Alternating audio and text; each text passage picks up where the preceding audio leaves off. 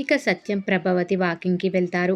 మన ఇంటి దగ్గర దుమ్ము, ధూళి, చికాకు. ఇక్కడ వాకింగ్ చేసేందుకు ఎంత బావుందో, ప్రశాంతంగా ఉంటుందంటుంది ప్రభావతి. నాకు విల్లా నచ్చింది. మీరు కూడా అప్పట్లో వ్యాపారం చేసి ఉంటే బావుండేది. మనం కూడా విల్లానే కొనుక్కునేవాళ్ళం అంటుంది ప్రభావతి. మన ఇంటిని తక్కువ చేసి మాట్లాడొద్దు అని క్లాస్ పీకుతాడు సత్యం. అప్పుడప్పుడు నేలపై చూస్తుండు అని సెటర్ వేస్తాడు. ఆ తర్వాత కొబ్బరి బొండం తాగేందుకు వెళ్తారు. మీరు ఈ ఏరియాకు కొత్తనా? ఎప్పుడు ఇక్కడ చూడలేదంటాడు కొబ్బరి బొండ అతను. ఇక్కడ నా కొడుకు విల్లా కొనుగోలు చేశాడని, అదిగో అదే అని చూపిస్తుంది ప్రభావతి. అవునా అని సందేహంగా మాట్లాడి సరే అనేస్తాడు. ప్రభావతి సత్యం వెళ్ళగానే ఎవరికో కాల్ చేసి చెప్తాడు షాప్ అతను. ఇక మరోవైపు రిజిస్ట్రేషన్ ఆఫీస్‌కి వస్తారు మనోజ్, రోహిణి, పార్క్ ఫ్రెండు. అదే ఆఫీస్‌లో ఉంటుంది కల్పన. బయట బాలు ఉంటాడు. మనోజ్ పార్క్ ఫ్రెండ్ చూసి "నువ్వేంటి భయ్యా ఇక్కడ ఉన్నావంటే" "ఓ కస్టమర్ కోసం వచ్చానంటాడు బాలు.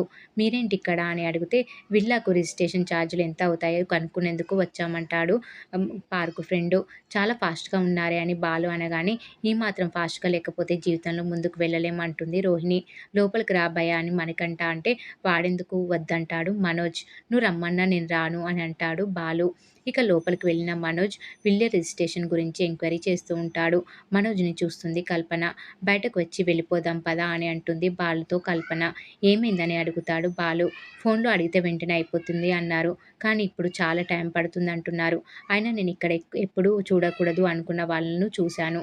అందుకే వచ్చేశాను" అంటుంది కల్పన. కల్పనను ఫ్లాట్ దగ్గర దించేందుకు తీసుకెళ్తాడు బాలు. కానీ ఆలోచనలోనే ఉండిపోతుంది కల్పన. ఏమైందని అడిగితే "నాకు అవకాశం దొరికితే ఓ ఇద్దరిని రోడ్డుపై నిలబెట్టాలనుంది. కానీ అలాంటి అవకాశం దొరికే ఛాన్సే లేదంటుంది కల్పన. ఆ తర్వాత వెళ్ళిపోతుంటే బాలు కోసం, మీనా కోసం గిఫ్టులు ఇస్తుంది కల్పన. "మీరు నాకు గిఫ్ట్ ఇస్తున్నట్టు ఫోటో తీసుకుంటా. లేదంటే ఎక్కువ రేటు పెట్టి కొన్నానని" మీనా గొడవ చేస్తుంది అంటాడు బాలు. బాలు కూడా భయపడతాడా అని అడిగితే "భార్యకే భయపడాలి మేడం. అప్పుడే లైఫ్ బావుంటుంది" అంటాడు బాలు.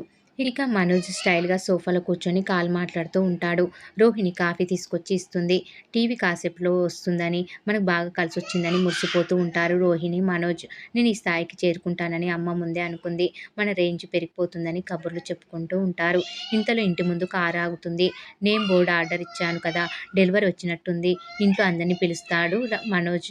బయట కారులోంచి దిగిన వ్యక్తి పోలీసులకు కాల్ చేసి "నా ఇంటి ముందు ఎవరెవరో ఉన్నారు. వచ్చి ఖాళీ చేయించండి" అని కంప్లెయింట్ ఇస్తాడు ఆ ఇంటి ఓనర్. విల్లా అసలు ఓనర్‌ని చూసి "నేమ్ బోర్డ్ ఏది" అని మనోజ్ ఏదేదో మాట్లాడుతూ ఉంటాడు.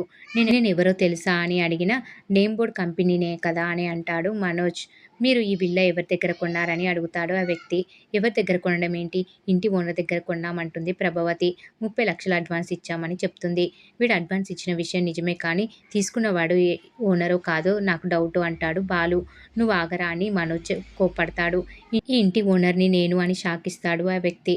"అతను ఓనర్ కాదు. అతడు ఈ ఇంట్లో రెంట్‌కి ఉంటున్నాడని" అస్సలు విషయం చెప్తాడు.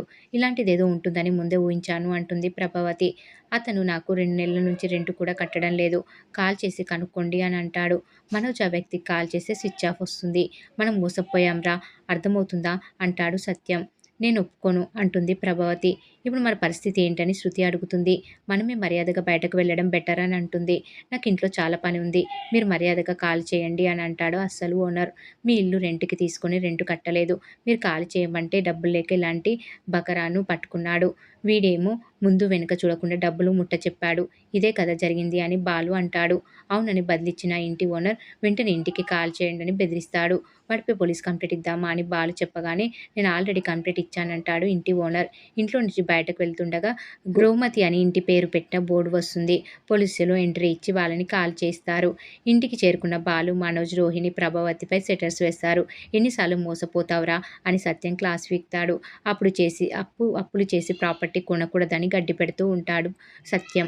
మరి ఏం జరగబోతుంది అనేది రాబోయే ఎపిసోడ్‌లో తెలుసుకుందాం. ఈ వీడియో గనుక మీకు నచ్చినట్లయితే లైక్ చేయండి, షేర్ చేయండి, సబ్స్క్రైబ్ చేయడం మాత్రం మర్చిపోకండి. Please subscribe.